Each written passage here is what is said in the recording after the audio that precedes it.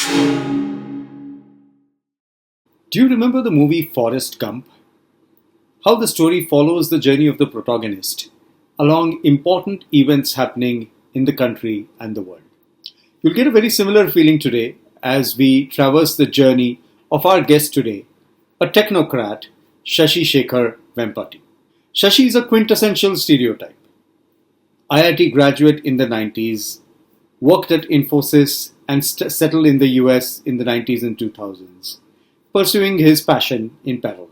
And then, in 2011, he has a chance meeting with an Indian chief minister, and that changes everything. Shashi creates a very vivid visual of all the cities that he has grown up in, especially Mumbai. And he laces very smoothly the world events and the events in India that are happening at the same time.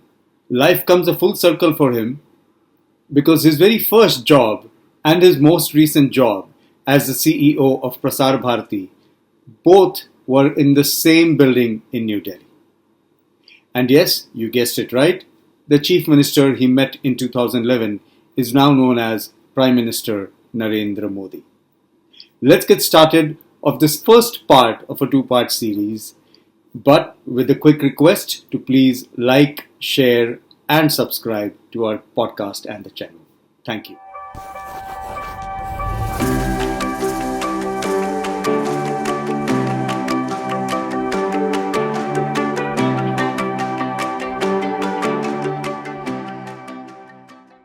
So hello and welcome everybody. This is your host and host Sanjeev Kulkarni welcoming you to another episode of TheCoolKarnis. And today it's my honor to host a technocrat on this show, probably the first time that we are doing it. Welcome Shashi Shekhar Vempati. How are you? Thank you. Good. I think you have a very cool name for the podcast. So I think a very clever wordplay. Good stuff. Yes, indeed. It was genuinely, I can say that it was an inspiration that suddenly just occurred one day. It's just coincidental that it's a play on my last name, but what it means is we celebrate the cool karnis or the cool deeds of high achievers and trailblazers. Particularly, the theme that we have right now, Shashi, is to interview and connect with trailblazers who have pursued their passion that has kind of taken them on a different journey where they have paused something that they were doing and continuing that or continue both in parallel. And I could not have thought of a better example than you, Shashi. But before I go on a rant, I'll request you to introduce yourself to our guests. Thank you. So I'm Shashi Shekhar Vempati, and I hail from Hyderabad in India. Spent most of my growing up years there. Then went to IIT Bombay, and then spent almost a decade and a half, more than a decade and a half at Infosys, which is where we met. That's how we are colleagues, former colleagues. And then most of that, almost a decade, was in the United States. And then, of course, I came back to India. Around the time India was at the cusp of very significant change. And I was happy to be part of that change journey. We'll talk about that later. So that kind of brought me back to India at the beginning of last decade. And then been there in India for now more than 12 years. And it's been a very interesting learning journey, I would say, going from corporate and IT sector to the public services space, and now looking at startups and technology. So it's been a very interesting journey that has gone through various phases, and we'll talk more as we go along. Absolutely. And when I was just looking through your journey, Shashi, I saw that in 5 phases, and you just briefly touched upon that. So hopefully we'll uncover those 5 phases. But I can't stop myself from saying this, that you are a trailblazer, because looking at your journey now, Elon Musk wants to follow your footsteps. I don't know if that's sound advice. Because it is not all. It's not always planned, right? It's not something that one scripts. Some of these things just happen to be at the right time, right place, maybe the right thought process. and all these things just come together. So yeah, it was unusual. I don't know if I could call it trailblazing, but yes, definitely it's a very unusual thing. And I remember writing a blog on this sometime back for my dad, and that I talked about, how there's always a second innings. So it doesn't have to be a linear path that you take in life, and you can take right angle turns and reinvent yourself, and which is probably what is needed anyway in this era, right? With the pace at which technology is evolving, AI is making so many things. It's first of all growing in sophistication at an exponential rate. It's making many things redundant. So we have to constantly reinvent ourselves. And another thing that I often tell even when I meet students and younger folks is that not that I consider myself old, just relatively young. We're all young. Learning must never stop. Yes. And to me, I think so. When I look at all these terms, I think it's all about learning. Absolutely. And like as you rightly said, it hasn't stopped. And that's what we will uncover. But Shashi, you started the journey by saying that you're from Hyderabad. So can we start your journey from there itself? How was it going? Well, let me add a twist to that. So I was actually born in Bhopal. Oh God. one more to add to it now. Okay. One more twist there. So basically, when I was around the age of 3, family moved from Bhopal to Hyderabad. My dad was working in this public sector company called BHEL, and so from BHEL Bhopal, he was transferred to BHEL Hyderabad. So I don't have many memories, or actually any memories of that practically. I think I was too young at that point. So all my earliest memories are from Hyderabad. In fact, just a few weeks back when President Jimmy Carter died, I just recalled that one of my earliest memories was the Carter-Reagan election. For some strange reason, I remember my dad asking me who's going to win. And I remember telling him, if Reagan is an actor, he'll probably win because actors do all these things, right? They do stunts, they do dances, so they're more active. So I thought it was like a race, a competition. And so in this competition, the guy who's the actor is perhaps more athletic than the other guy. So he's probably going to win. Reagan won. So I remember that. And you would have been like maybe 8, 10 at that time? No. 4, 5. Oh, wow. Right? Wow. 5 years old, probably. Yeah, 5 or 6. And another early memory was the day Sanjay Gandhi died because his plane crashed because we had a school holiday. Right? So I had to go home in the middle of the day, and my dad came and picked me up. So I remember that incident.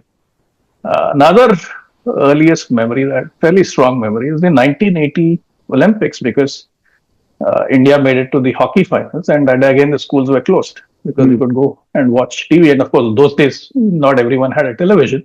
And so there was one television in the neighborhood, and all of us went there in the afternoon to watch the hockey match. So I remember that. So, yeah, these are some very early memories. When I was probably 5 or 6 years.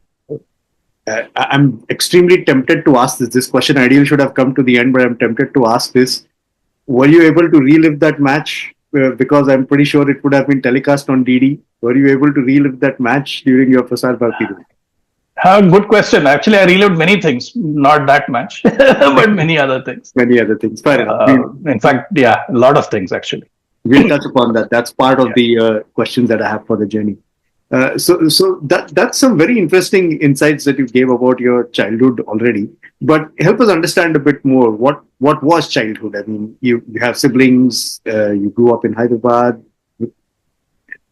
Yeah, so I had 2 elder sisters. I was the youngest at home. They were, quite older than me. So in that sense, I was the kid of the house for a long time. This is, you're talking of 1980s India, right? The Indira Gandhi era predominantly. Of course, it morphed into the Rajiv Gandhi era. But the world that existed back then for us was the Indira Gandhi world. Correct. Right? So dominated by public sector. And so we lived in a public sector township. Interestingly, in fact, there was an observation I made a couple of weeks back on LinkedIn when our school was having its reunion, that the public sector units those days had these townships on the outskirts of the big cities, and people from all over India would come to work there, middle class families with professional backgrounds, and so in a sense these were mini Indias, and that itself gave you a lot of learning because you interacted with people from different parts of India. But more interestingly, these became the talent crucibles for what is to come when India really started to open up in the 90s and the whole economy opened up and liberalization happened, IT grew. So where did all of that talent come? Predominantly, all of that talent came from these public sector townships.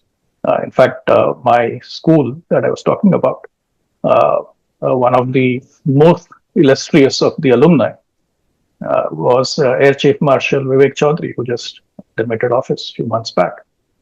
Similarly, Uttam Kumar Reddy, who was also in the Indian Air Force, he was ADC to the President of India some time back, then came out of the Air Force, joined politics, was the Congress party president in Telangana, and now I think is a minister.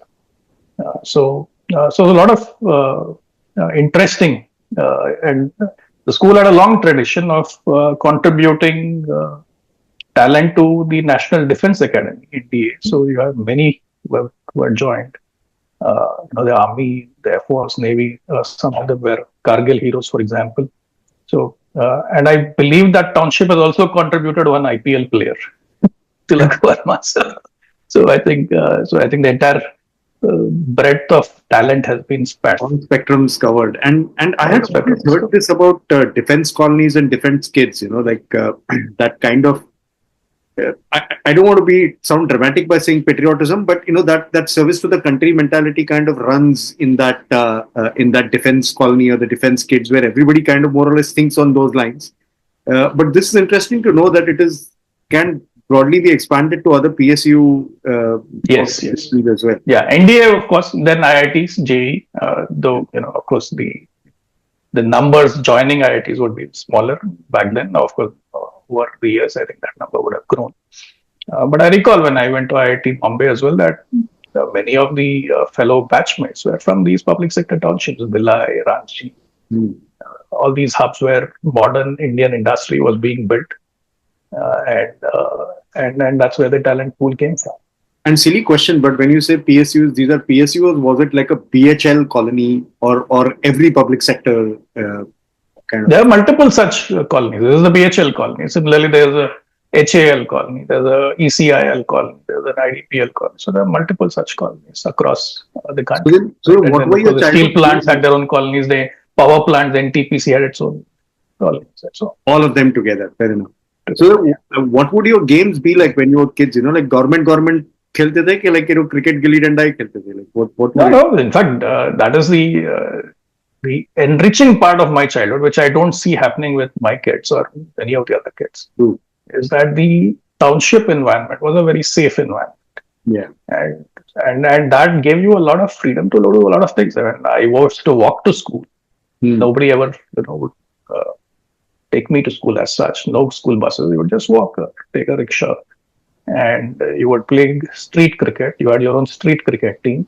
Legendary cricket team, and then you would play with other streets. You would have matches, you had leagues, you had all kinds of things. So it was really fun. And then what I see in my childhood, which I don't see with kids today, is we were much closer to nature.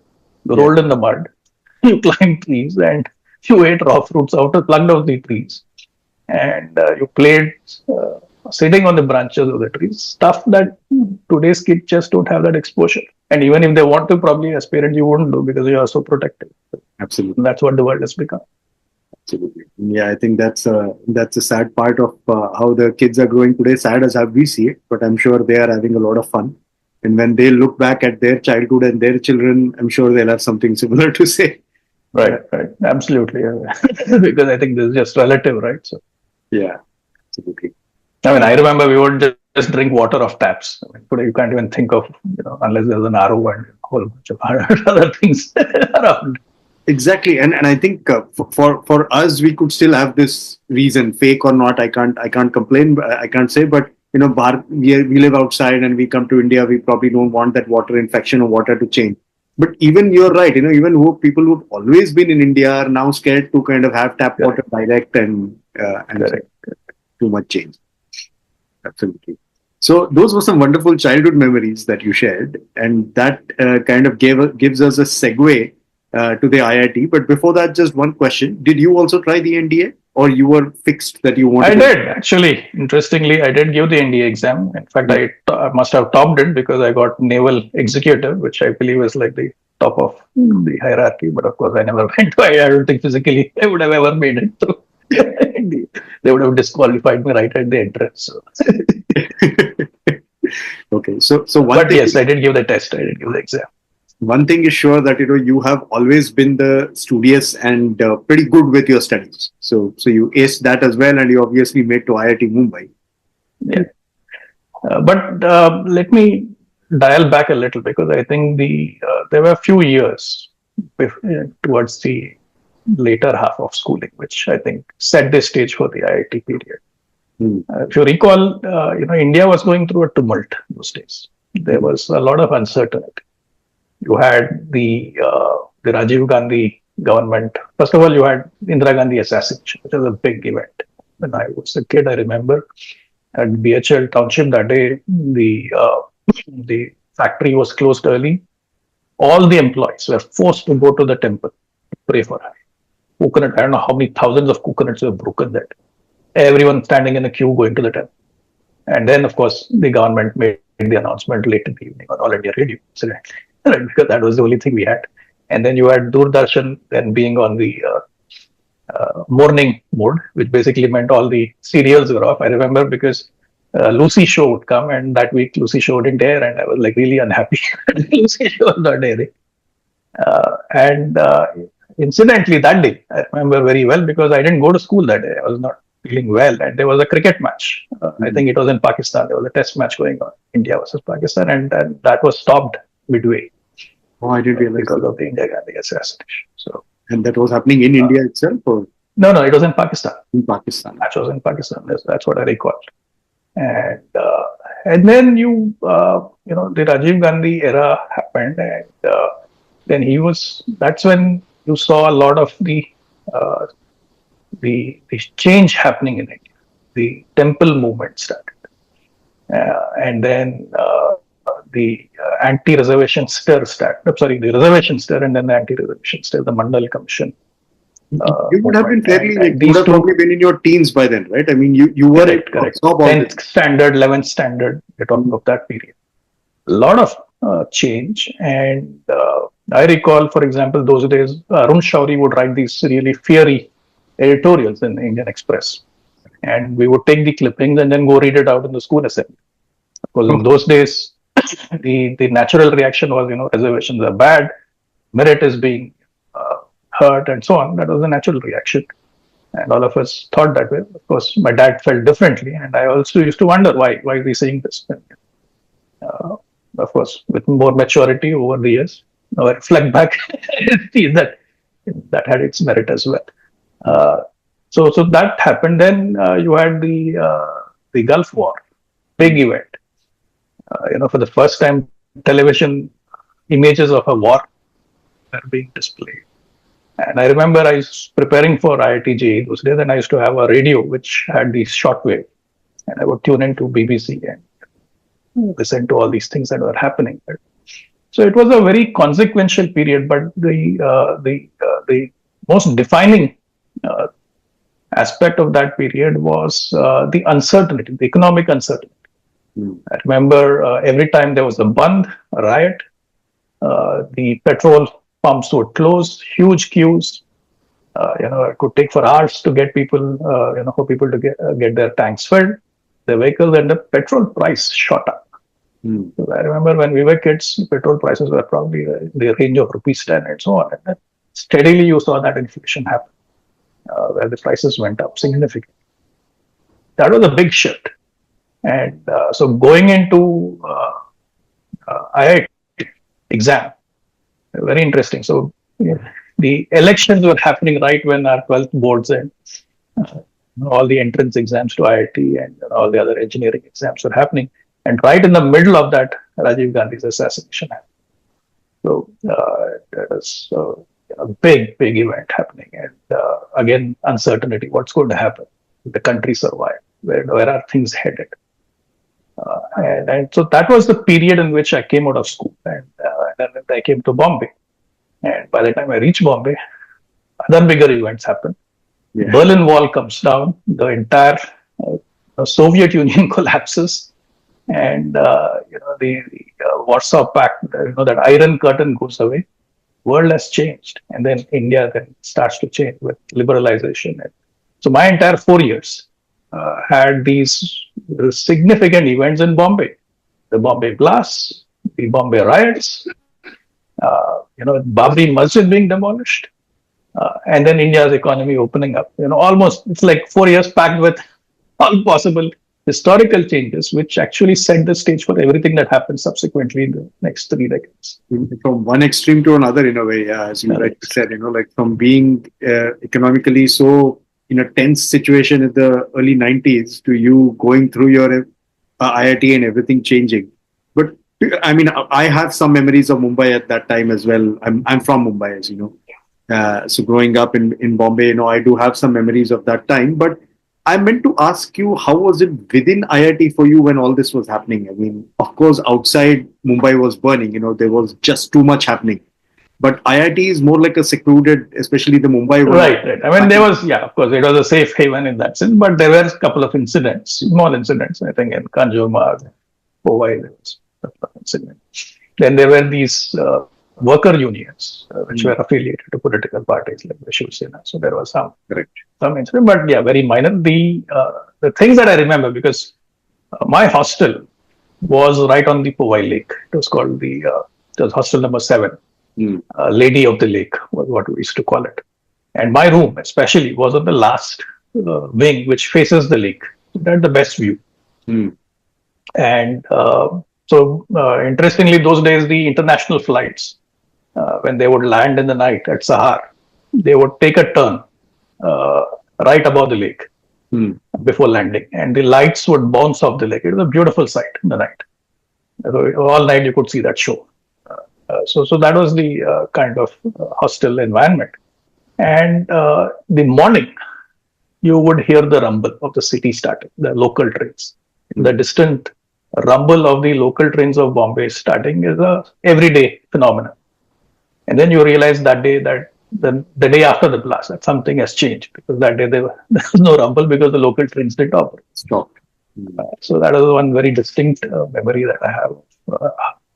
How within this secluded, safe environment, we could perceive what was happening in the world outside. But otherwise, IIT was also the place for some debate. Of course, there was more intense personal debates and arguments in the hostels between the students. But as an institution also, there were a few events, for example, that got cancelled and rescheduled because the IIT administration was nervous about allowing such events. So, for example, after the whole Babri Masjid incident, there was a seminar that was being organized where Arun Shauri and others, M.V. Kamath, TheCoolKarnis were invited to the campus, and the organization which was responsible for that seminar was a student organization named after Vivekananda. I think Vivekananda Swadhyay Mandal or something of that nature. So the first time the authorities didn't give permission, they cancelled the event. The second time around, they reluctantly gave the permission, but they said, those days saffron was a bad word. There was all this political correctness. And so they said saffron. Saffron, okay. Saffron, because of the riots and the Mandir movement and the Babri Masjid demolition, whatever was happening politically. So saffron kind of became a red flag. So the IIT administration tells the student organization, yes, okay, you can hold this seminar on campus, but you can't have Swami Vivekananda in saffron. So they had a stage with a display of Swami Vivekananda in blue. I felt this is so ridiculous that this is the heights of political correctness where we're going to disrobe Vivekananda and show him as something else. So that tells you the kind of environment that existed. So while there was change, there was this extreme political correctness influenced by the secular left political environment in India. It was dominant at that point in time, and of course, that was being challenged. Hence, whatever political events followed.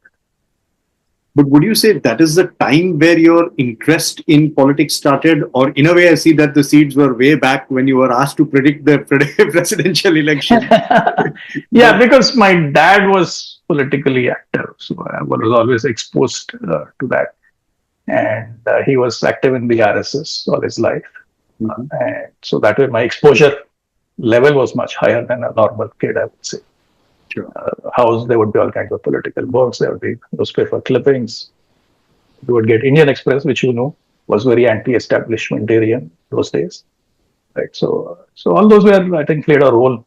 And then, of course, because it was only Doordarshan and All India Radio, to get a alternate perspective, you had to tune into BBC, because BBC would have this Hindi service early in the morning and late in the evening, where they would have a political show. And that is the only political commentary in India. There was no other political. It's bizarre, right?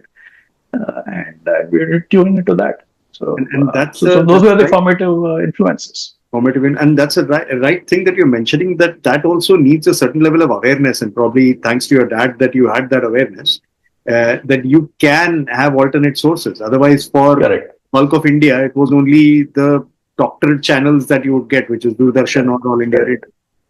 Also, living in Hyderabad, because not many know this, Hyderabad was very unstable during the 80s and early 90s. And if you understand the politics of Andhra, you'll understand why that was the case. Because the Indira Gandhi era, the chief ministers of AP would be changed, at the snap of a finger. And so there were this string of chief ministers who were shifted one after the other, and that led to the NTR phenomenon. And what one would witness is that every time such a change had to happen, there would be riots in the old city of Hyderabad. Because you had all these, factions that would instigate the riots. And to us, the riots in Hyderabad and curfew in Hyderabad was a big feature all through our childhood. Because you would watch TV and they would say, these are the areas where curfew is there. Why? Because our maths teacher would come from old city of Hyderabad. So if there was curfew, the buses would not run. So he would not come, we'd get the day off. Now, paradoxically, this also made you more acutely aware of what was the politics, because you had this very unstable political environment where the city would not run, buses would not run, school would be disrupted quite often. And so that was the level of exposure you had. And I remember one very particular incident. This was when I was in my 12th. So we had this very young maths teacher who used to live in a part of the old city where there were riots. And the police then, they went to such an extreme extent that in a certain neighborhood, because there were Hindu-Muslim riots, they rounded up all Hindu youth of a certain age. And this poor guy, just because he lived in that neighborhood, he was rounded up in a TADA case. TADA case those days was a big thing. It was a terrorist act, something I'm forgetting, Disruptive Activities Act or something of that nature. So a TADA case was slapped on him, which meant it was non-bailable, no access to legal help. And only reason because he was of a certain age and he lived in that neighborhood.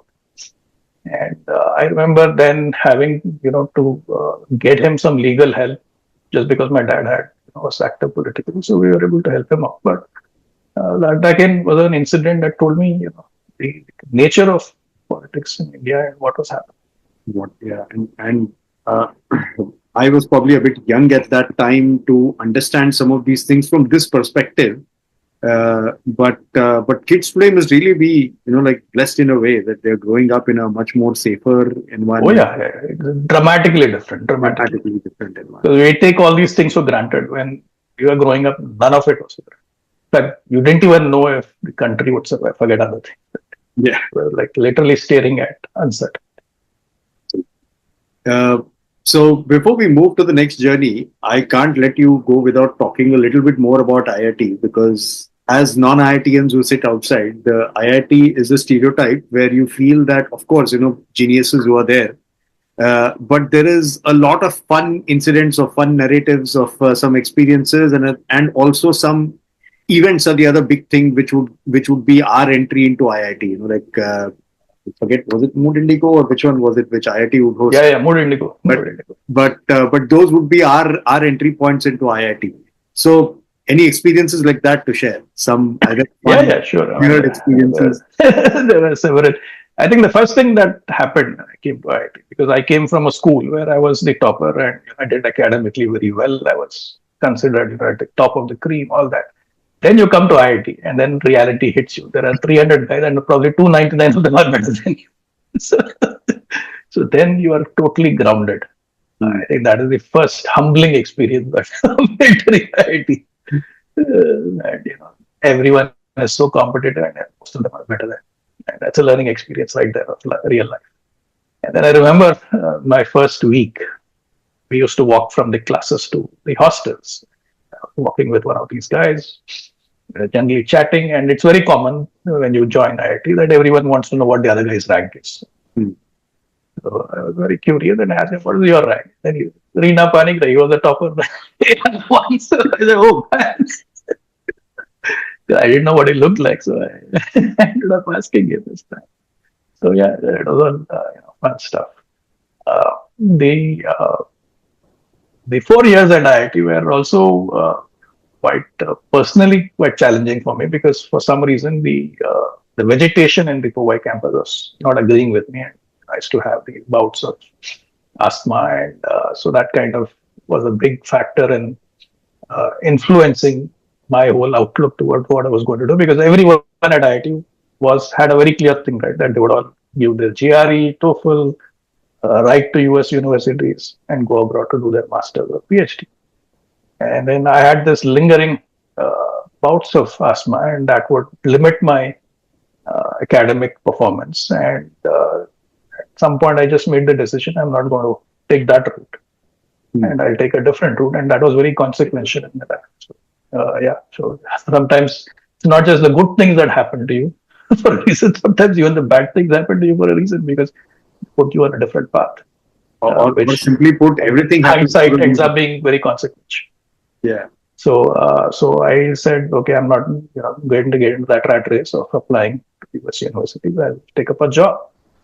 And I went to my dad. It was hard to understand what is wrong with this guy.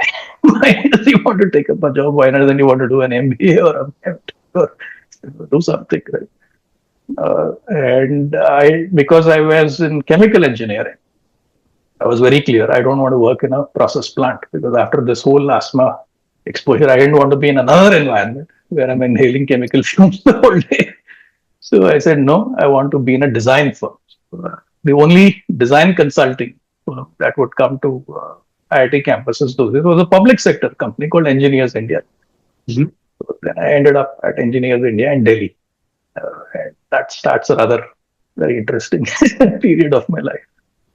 So that is what got you to Delhi first. My first round, yes. First round. So IIT, that way, the IIT environment, I think, I'm sure it continues to be similar now. I don't think it has changed drastically, though the numbers have gone up. It's a very challenging environment. It puts you through so many challenges, so many tests, that it prepares you in one way for the world, that you are able to take challenges as they come. You don't worry about because the manner in which the semesters are designed, manner in which various things happen during the semesters, you are put to such test that you would start taking challenges in stride. And I think that has helped me realize that more than anything else, the extent to which it prepared me for the real world was not to worry too much about challenges. Challenges will come, they'll come every second day. When there is mid-sem, they'll come 4 times in 2 days. When there is end-sem, they'll probably come 6 times in 1 week. But you just have to deal with it as they come. Do you learn as you go? Confidence that process gives you. It puts you through so many tests and trials that you get that confidence that we'll deal with it. As when that mountain arises, we'll cross it. Of course, there is a reason why IIT exams are so tough, and there is that selection process, because I'm clearly clearly they're trying to look for certain types of individual and personalities. But these problems, as they keep hitting you, what helps in that case? Was there something inherent in you, or it's a combination of what you have plus looking at what others are I guess, doing? yeah, it's a combination of things because unfortunately not everyone makes it through that process. And Hmm. those days the process was so brutal that some, succumb to it. Nowadays, I think there's far more consciousness. Also, it goes back to society being more protective. So you're you probably are, more mollycoddling, but still, I think it's like swimming. I remember when a kid, they would just throw you into the water and you'll figure out kicking, panting. You'll figure it out how to float, and that's what it was. That's what Uh, so it's not the best way, at least not in the current woke political correct way of doing things. But that's the hard way. That's the way you learn to deal with real life. So I think on the balance, I would say not bad. And those days, ragging was still not what it is today in terms of the legal uh, restrictions. So we got ragged, and I think even that is a formative experience, good or bad. Absolutely. And, by no means am I promoting or saying anything about it, but yes, all of us did get ragged. And when you got ragged, the only thing that was running in your mind was, when will I become in a second year? I can rag. Right. It's a give back time. So Yeah, yeah. Well, and yeah, it had its own contribution, I think, in absolutely. terms of formative experiences, good or bad. I was But I think net, the IIT 4 years process prepares you for real world, not in the real world how it works sense, but that you can take the leap into the unknown. Yeah. Not that you understood how the real world works, but just that you were confident enough to take the leap into to that extent. And this is exactly what, for some of us who are non-IITians, at least this generation, the visual of IIT is much of what Chetan Bhagat has given us, right, through his movies. And incidentally, books rather, books and then the movies. But incidentally, one of the interview, Chetan Bhagat said exactly that. He said that, what IIT taught you, whether you are a good engineer, not a good engineer, all that is secondary. But you become extremely toughened individuals who are ready for any challenge that comes your way. Assuming Right. you're the ones who clear it, right? Not like the ones who probably... Because you've survived, that's all. Sheer survival, nothing else. You figured out how to survive those trials. Okay. So that brought you to Delhi. So fast forward, so you made that first stint to Delhi, but looks like the first Vajpayee Sarkar, that was short-lived. Huh? Your Delhi stint was short-lived. Yeah. Actually, my Delhi period was also very consequential. Let me first set the context, because I think that will also explain a lot of things. So I landed in Delhi to join EIL. Incidentally, my sister was already working at EIL. Okay. So I landed, and then they allocate you. And I was a chemical engineer, and EIL was considered the top process design consultant. So I thought, I'd be put in the process department. No, they said you have to go to Gurgaon. And in Gurgaon those days, we also had the trainees hostel. And this is before Gurgaon is what it is today. Back then, our hostel was next to what was called the 32nd milestone, that even exists today, the club. And so the EIL hostel and 32nd milestone were the only two habitations as far as civilization is concerned. Otherwise, it was only this is Gurgaon outskirts. In those days, the outskirts. Now it is like the heart of Gurgaon. And on the Delhi-Jaipur highway, the 32nd milestone was the club, and 1 mile before that was the EIL hostel. There was nothing, zero, zilch, no, only fields, not even street lights. And there were a couple of dhabas, and that's about it. So that is where we landed. And incidentally, they allocated me to a department which is also co-located in the same campus, because the EIL's R&D center and their environmental engineering department were housed in the same campus. So these guys said, you are allocated to that department. And then comes the shocker to me that the environmental department in those days was predominantly civil engineers. No. So I've been placed in this department as a chemical engineer, which is being run by civil engineers. So there was that tension going on there. There were a few chemical engineers who were unhappy being dictated by civil engineers. The process department was in a third building, not at the headquarters in Bikajikama, but at a third building, which was on Parliament Street, called PTI building.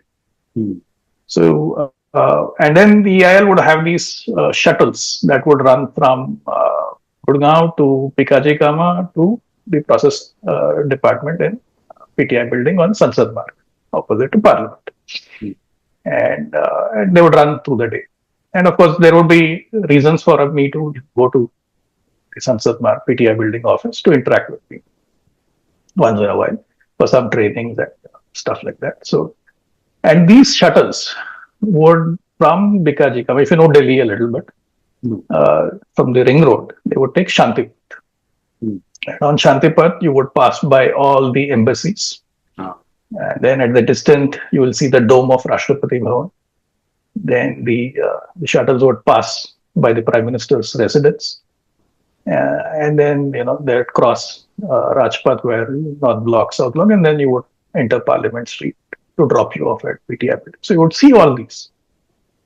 And they would seem so distant, all these buildings. I'll just fast forward 25 years. When I first became a board member of Prasar Bharti in 2016. And they tell me to come to Delhi to attend the board meeting. And guess where the board meeting is? Because Prasar Bharti was operating out of PTI building, the same building. 25 years later, a different floor, I come back to the same building on Parliament Street. Wow. It's like life has taken a full circle. Absolutely. Anyway, let me just come back to 1995-96. So India, I remember when I was, so those days to join EIL, they would give you a second AC ticket on the train. And that was my first experience in an AC compartment, because all 4 years at IIT Bombay, we would go in the regular compartments too, and you would get a student discount. So first time I'm in a second AC, very different experience. And sitting next to me was this British journalist who had come to India to cover the Indian election, because he thought that was a consequential Indian election. We were chatting, and both of us were going to Delhi in the train from Hyderabad. So it was an interesting election. Was this when Narasimha Rao was? The 1995, Narasimha Rao's term ended. So the first time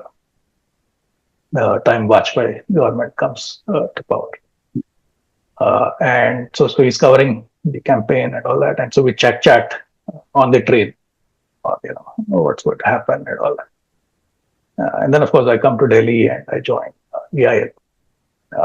So I'm in this R&D center in Gurgaon. And all of my batchmates, most of them were in the US, joined various universities to do their masters. And so they're all on email. By then, email was, because at IIT we had access to email. I had some exposure to the internet. Though India publicly still didn't have internet at that point in time. The only internet in India was what was called ERNet, Educational Research Network, which had the IITs, IASC, and a few R&D centers. So I got to know that EIL's R&D center, being an R&D center, also was on ERNet. So then I said, great, now maybe I'll get email access. I can interact with my friends, classmates. And so they tell me that there is one machine in the R&D center, a DOS machine, with one email ID, open email box, no password, nothing. It's a common ID, and everyone's emails come in that one ID. It's called info@eilrnd.unfed.in. That's great. I gave it to my class. And everyone had this email ID, and they all just landed in the US. So every day, people would start emailing to everyone, and we would get about 30 to 40 emails. So word goes around to the head of the department that there is this new trainee who has joined. He's getting 30 to 40 emails every day on this machine. So the GM calls me, says, what is this? I didn't know there was a common email box. I gave it, and then everyone is sending emails. So every day I'm getting 30, 40 emails. So you know how to use this? I said, yeah, I have some idea because we've done some programming in a BTech project. But great. You know how to use the VI editor, because that particular email client, the UUCP email client, it had a VI editor interface. So you have to type out emails for me, because his daughter was in IIM Bangalore and she also had a. So he wanted someone to send emails to his daughter. That's fine. I'll type out those emails. So then I learned that the R&D center was also entitled to dial-up internet on ERNet. But they had not set it up. They had no idea. Nobody had a clue how to do it. And our environmental department, interestingly, those days, there was this huge issue with pollution around the Taj Mahal. And because of the Indian oil refinery, which was located near Agra in Fatehpur Sikri. And so Supreme Court had some stipulations that the air quality around the Taj had to be monitored. And that task was given to EIL. And EIL's environmental department was supposed to do the air quality monitoring and give the reports to Supreme Court every 3 months. And so this department, they were collecting the data and they wanted to do some simulation modeling to understand the dispersion of the pollutants. So they got to know that there is something called the internet. And on that, there is a software of the US EPA, Environmental Protection Agency, which can allow you to do this modeling. You have to get that software. How do you get it? So they said, go figure this out. They said, okay. So those days, ERNet was managed by the Department of Electronics, Ministry of IT, at CGO complex in Delhi. So I go there and I ask them, we need this software. How do we get it? They said, you can set up your own dial-up internet, but we have our Unix servers here. You already have a login, which you guys are not using. Take it and download it here. And so I said, okay, I'll download it. It was a 2 MB file and I had to get 2-3 floppies, split the file, find a way to split files, put them on the floppies and then carry it back to EIL. So I do that. Then they said, you need to get a phone line and a modem if you want to access the internet. Okay, so we make the case to the head of the department that, if you want all the school software, you need internet access. So what do we need for that? We need a telephone line and we need to get a modem. Okay. We put the order, we get a telephone line, we get a 14.4 kbps modem, which was considered a luxury because everyone else had 2.4 kbps modems. And we are on this internet, on ERNet. So you use SLIP or PPP those days. You dial into this server of the Department of Electronics. They had a Unix machine called Mahavir. You could dial into that and log in. Half the time, these phone lines would be very unstable, so the connections would drop. All kinds of things would happen. And I remember when Netscape had their Mosaic became Netscape, and Netscape had its first version. Remember, the browser was like, I think, 2 MB file. So it took me like a week to download it in parts. And then, assemble all the parts and then install the Netscape browser. So that was quite an experience. Interestingly, Mahavir was the main server for India those days. There was no other email anywhere else. So from PV Narasimha Rao to TN Session, everyone had accounts on Mahavir to check their emails. And because it was a Unix machine, you could see who was logged in. You could do a finger and you would see all the list of who's logged in. So yeah, it was fun. And that was one of the most hacked Unix machines, I'm sure, in India at that point in time. This is before VSNL launched public internet services in 96. So I ended up managing the internet at the go-to person for everything that is techie. And then word goes out to the IT department and the headquarters. That there's a trainee in the R&D center who is using the internet. And the IT department of EIL sitting in the corporate had no clue about it. They were like very, very, very upset. And so I had to go meet the boss, head of the IT department, and tell him how to use this. So we set it up. So we set up I remember doing EIL's first website. But it was just a rudimentary thing, but a few HTML pages, nevertheless. It was, they were websites then, pardon me. It was just the beginning of very, very initial stuff. You could set up an HTML page on the Unix server and give a link to it. Very, very rudimentary. But net, I was spending hours on the internet, on a dial-up line. So the shocker comes to the administrative department that the telephone bill on this line is like some 15,000 rupees, 20,000 rupees. What the hell is going on? Because we were spending hours together on that machine because everybody would want some software. Correct. And so I realized I was going to be a horrible chemical engineer because I was doing nothing of chemical engineering. I was spending my entire time on the internet checking out stuff. So one of my classmates, interesting guy, he was also from IIT Mumbai. He also joined EIL with me for a very different reason. He was the topper of the MEC department. Brilliant guy. And he joins EIL. was unfathomable to everyone. Why is this guy, the topper of the mechanical department, joining EIL of all places instead of going abroad to do his master's or a PhD? And so this guy had a very unique background. He was from Alwar, and he gave his JE in Hindi. So he was from a vernacular background, and he is a hardcore Jain who had very strict dietary restrictions on. So he didn't want to travel a lot. He wanted to be closer home, and Gurgaon EIL was the logical thing because he would just hitch a bus ride to Alwar on the weekends. So he was very happy there. So both of us were there at the hostel, and he started nudging me, saying that, why are you wasting time here? Why don't you apply to the software companies? So there was this advertisement of Infosys, and he nudged me to apply. I applied. I forgot about it. And interestingly, I was down with viral, and I was at my sister's place. And for the application, I had given some friend's address, another IIT friend, his address, his home address, because he had a home permanent address. I had completely forgotten about it. Now, those days, Infosys would send a telegram to call you for the test and interview. So they sent a telegram to his address, and the telegram arrived 1 week late after the date of the call. So this guy gets the telegram. He sees the date is already gone. He didn't know what to do with the telegram. So he comes to the hostel because there are no phones. Nobody had cell phones. There was a landline, one common landline for everyone in the hostel. So he tried. He didn't find me. So he came to the hostel. He saw that I was not there because I was sick. I was at my sister's place in Busan. And so he then figures out how to reach her place. And then he comes there and he gives me the telegram. It was already a week, like I didn't know what to do. Anyway, I called the number there. They were doing holding interviews in Green Park in Delhi, and they were still there 1 week later. So they said, okay, no matter, no fine, just come and give the test.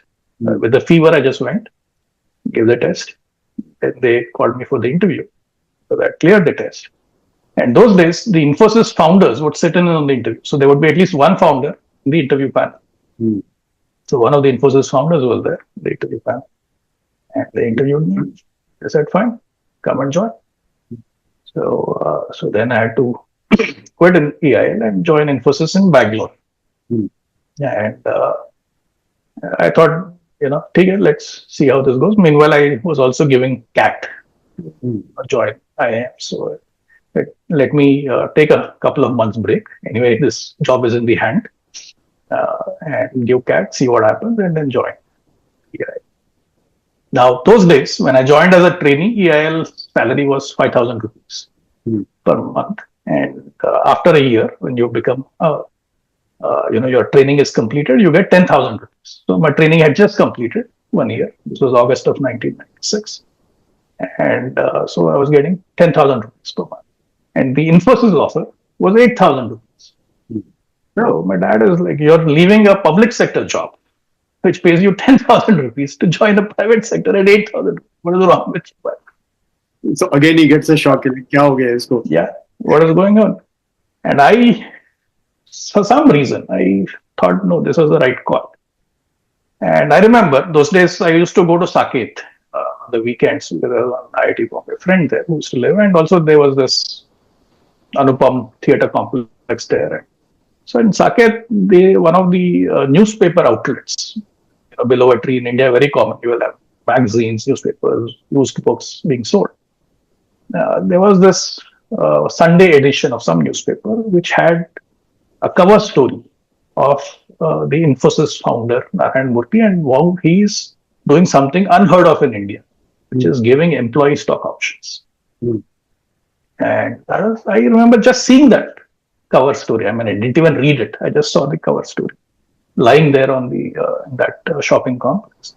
Somehow that remained in my head that something different is happening. So anyway, so I take off these 3 months. Now I don't tell EIL that I'm taking off 3 months. So I just push off, and then I get a letter after 1 month that from HR that you're absconding. What is wrong? Where are you? What happened? I said, no, I'm not well. I need to take off a couple of months. I'll be back. So I come back. They said, no, you have to come back and properly resign. You can't just vanish. Okay, I'll come back. So I come back, I give my resignation. Then they organize a farewell sort of thing. Then the department head says, please take all the passwords from this guy. He had all the passwords to the internet and to the email and so on. And that's how the AIL chapter ended. And I went to Bangalore to join Infosys. Quite an exciting 1.5 years that you had there, I must say. Yeah. It was, because if I had not had those exposures, I wouldn't have taken that turn from being a bad chemical engineer to be an okay software engineer. You're being humble here when you say okay. Some of those stories are there, but your days in Delhi were still. If I were to kind of put a political angle to it, you were not politically involved. Aware you are, that is evident, but you're not politically involved or switched on at that point yet. No, not that point, but exposure, right? Because those 2 years, 95, 96. Was when Mr. Vajpayee formed his government for the first time, and then that government fell after 13 days. And I recall that day, he took the decision to have Doordarshan broadcast the proceedings live of the no confidence motion. That was the first time parliamentary proceedings were broadcast live on Doordarshan. And we were remember my office was also in the same campus as the hostel. The hostel had a TV, the office didn't have. So we all went from the office to the hostel. Almost everyone from the department to watch the television, which was there in the hostel. And we saw the live speech. And that was a very, very defining moment for me personally and, of course, for Indian democracy. And that speech of Vajpayee with Pramod Mahajan sitting behind him remains popular, viral event till date. Every year it gets it. Yeah. And Vajpayee ji, of course, had his characteristic style, which I believe with age you could see that pause becoming longer and longer and longer. Right. But in this speech, you could still see that that he was all charged up. You kind of still get goosebumps when you see that speech. Charged up with that sense. All right, so that brings you to Infosys. So now from Delhi to Bangalore, you have a fifth city into the mix. Bhopal, Hyderabad, Mumbai, Delhi, Bangalore. Okay. Bangalore. So I come to Bangalore. Of course, I joined Infosys, going through my training, and then they put me in because I was good at programming, at C programming to be more specifically. They put me into the telecom business unit because that's where the biggest demand was for C programs. While the majority of the trainees were being hired for what was then the hottest issue, Y2K. This was, we are talking 97, 98, just a few years away from Y2K hitting, and everyone was into COBOL and mainframe programming. I was one of these odd guys who was into C++ and Unix. And the big client for Infosys those days was Nortel Networks. So I was put on the Nortel team. And Nortel had this huge presence in Richardson, in Dallas, Fort Worth, a suburb, North Dallas, Texas. And so within a year, I had to come to the US by 98. And so that was a very, again, consequential year. 1998, Pokhran blasts happen and sanctions are imposed on India. That's when I landed in the US. And I recall, because of this political inkling I always had, so I started watching C-SPAN. And I remember the Senate hearings were happening on the India sanctions. They were being shown on C-SPAN, where the Senate subcommittee was taking testimonies. And there was this friendly congressman, Stephen Sollard, I think he was from New Jersey those days. And he had, I think, was out of office at that point in time. So he was also called to testify in front of the Senate committee.